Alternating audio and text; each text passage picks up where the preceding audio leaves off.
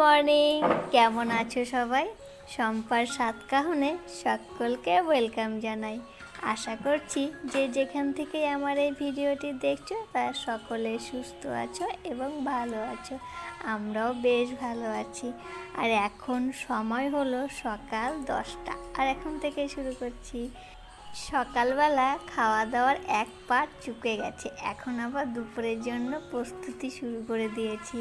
যেহেতু একা হাতে সমস্ত কিছু করতে হয়, তো সেই জন্য এখন থেকেই শুরু করে দিয়েছি। খেতে খেতে 3:30 এরকম বাজবে।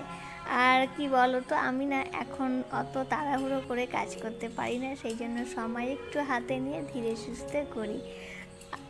এখনও আজকে সবজি বা মাছ কোনো কিছুটাই আসেনি, যেহেতু সবে 10টা বাজে।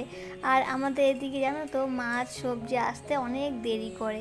তো ভাবলাম থাকে আজকে না হয় ডিমই রান্না করা যাক। তো সেই ডিমের প্রস্তুতি চলছে।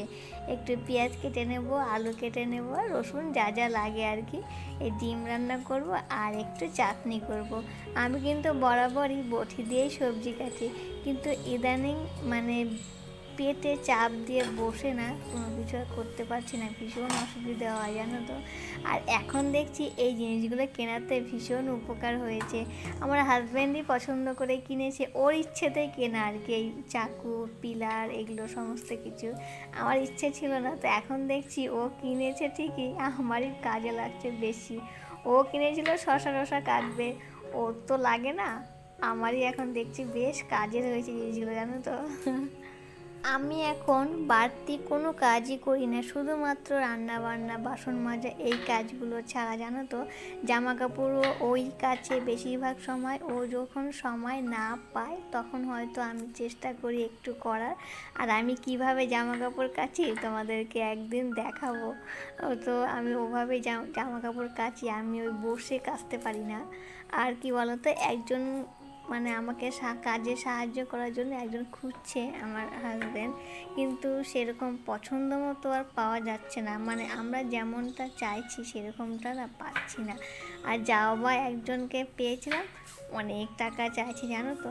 তো আমি ওকে বলেছি তুমি খোঁজ করতে থাকো, এখনও অনেক সময় আছে। আমাকে তো ডাক্তারবাবু কিছু বলেনি যে আমাকে ভারী কাজ মানে কোনো কাজ করতে পারবো না বা বেড রেস্ট এরকম তো কিছু বলেনি। যখন বলবে তখন না হয় করবো না। আর আমি ভারী কাজ কিচ্ছু করি না, শুধুমাত্র দাঁড়িয়ে থেকে রান্না বাসন মাজা এইটুকুনো কাজ, আর কিচ্ছু কাজ করি না জানো তো। আমি খুব সাবধানে চলাফেরা করি, যতদূর পারি পা টিপে টিপে চলার চেষ্টা করি। কিন্তু আমার থেকে বেশি ভয় পায় আমার হাজব্যান্ড। ও সারাক্ষণ বলবে যে দেখে দেখে চলবা, দেখে শুনে চলবা, ধীরে সুস্থে চলবা, অত হুটোপাটা করবা না জানো তো। আমার থেকে ও বেশি ভয় পায়। আর আসলে ভয় পাওয়ারই কথা, এই সময় কিছু একটা হয়ে গেলেই তো আমার মানে সমস্যা আর কি বেবি। তো সেই জন্যই আর কি ভয় পাওয়া। তোমাদের সঙ্গে গল্প করতে করতে কাটাকুটি প্রায় হয়ে এসে, আর একটুখানি কাটাকুটি করলেই ব্যাস কমপ্লিট হয়ে যাবে। তারপরে চলো রান্নাঘরে যাই। এই তো রান্নাঘরে চলে এসে ডিমটা প্রথমে বসিয়ে দিয়েছি ডিম সেদ্ধ করার জন্য। আর আলু কিন্তু আমি এখানে বসাইনি, আলু আমি ভাতের মধ্যে দেব, সেখান থেকেই সেদ্ধ হবে, ওটা দিয়েই রান্না করব। আর এই দেখো মাঝে অনেকটা সময় কেটে গেছে তোমাদের সঙ্গে একেবারে রান্না কমপ্লিট করে তারপরে এসছি। আর ডিম আর সয়াবিন একসঙ্গে রান্না করে নিয়েছি, আমার সয়াবিন খেতে ভীষণ ভালো লাগে। আর এখানে দেখেছি চাটনিটা খুলতেই পারছি না ঢাকাটা।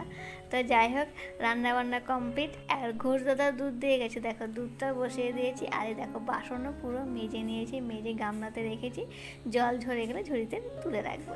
তাহলে চলো সবাই ভালো থেকো, সুস্থ থেকো, সাবধানে থেকো। আর ভিডিওটি কেমন লাগবে অবশ্যই কমেন্টে জানিও।